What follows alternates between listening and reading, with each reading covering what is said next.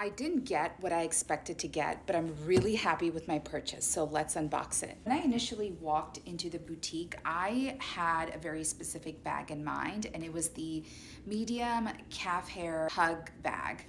I think that one sold out really fast, so they didn't have that one.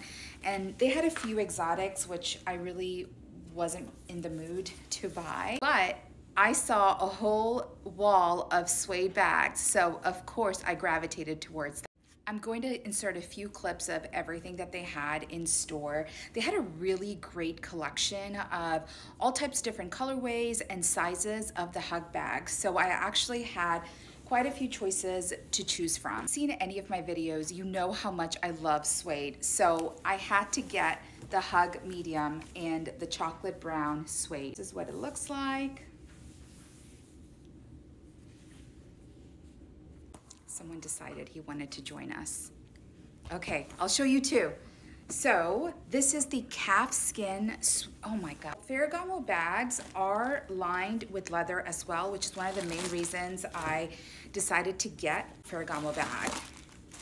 So it's lined with just a smooth grained calf skin, and the exterior is suede calf skin. For my height, I felt like the medium was the perfect size. It wasn't too big, especially since the large size, which I did consider, but you can't really put your laptop in it, and that's the only reason why I would carry the large. It just also looked really big and bulky, but the medium was just big enough to carry all your items and also, you know, have some sort of impact with whatever it is that you're wearing. Always harping on about disclosure.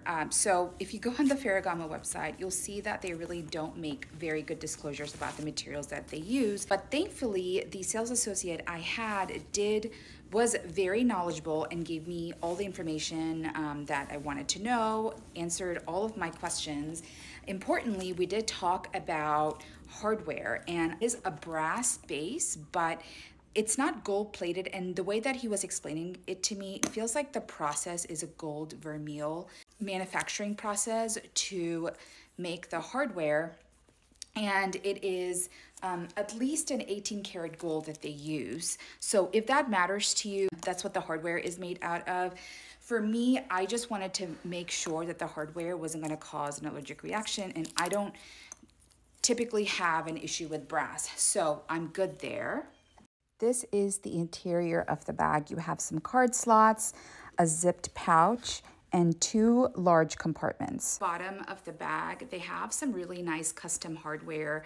I'm really liking this bar feet that they have started putting on bags now, and especially for a suede bottom bag, you need to protect the bottom. So feet are a must, and I'm glad they thought of that detail and decided to not only add them at the ends, but also in the. One negative thing about suede is that you can't really grade it because of the material and how it's made. However, just touching the bag, it feels so soft, exactly like velvet, just absolutely beautiful. You can tell that it's a quality suede and not like your regular suede that is in the less than $500 category, only because I have a lot of those pieces as well, and I love them, like my Madewell pieces, but they're just a little bit rougher. And I think this one is soft because it is obviously calf skin and it's taken from a younger animal, and it's probably processed a little bit differently. The only other suede that has felt this way is the suede from the row, which initially I did want the Margot bag, but it went out of stock and apparently never came back in stock in the suede. Just keep that in mind if you're thinking about what to compare it to in terms of quality of the suede. One of the other reasons why I decided to go for the shoulder versus the top handle is that there's a flap here that covers the bag. I mean, someone could still potentially reach in, but at least there's some sort of covering to cover the open compartments of the bag versus the top handle, which doesn't really have that. And I feel like a bag like this, especially a satchel, should have some sort of covering. This is what it looks like.